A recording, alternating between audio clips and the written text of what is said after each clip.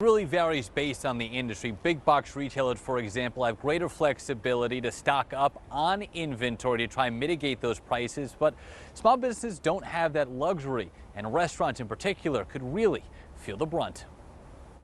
Authenticity is at the heart of what comes out of the kitchen at Gringo A Go Go. Some of our popular dishes are like chilaquiles. Our pozole is really popular. It's really traditional, something we cook in Mexico a lot. General Manager Darwin Aguilar Cano says much of the food they purchase originates in Mexico. Some of my vendors they came to me and they already warned me about it was going to go up. That means possible price increases to account for those hikes.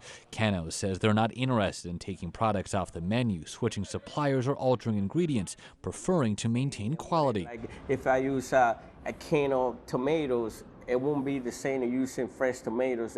Salsa won't taste the same. These are the conversations businesses are now facing as price-conscious consumers closely watch expenses. One industry that could be hit especially hard: cars, trucks, and SUVs. You may have a single component in an automobile, for instance, that travels, across the Canadian and the Mexican border multiple times before it's assembled and put into a vehicle that is brought here. An economic report of January data showed Americans were already acting more cautiously, with consumers spending less and saving more.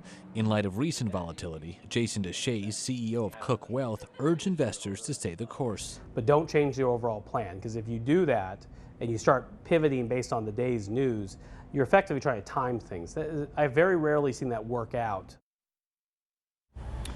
Tonight, what's not known is how long-lasting these tariffs would be, or if there will be any escalation against China, Canada, or Mexico, or other countries potentially facing tariffs. Of course, we'll be tracking the president's remarks tonight. Outside the Raleigh Eyewitness News studio, I'm Michael Perchik, ABC 11 Eyewitness News.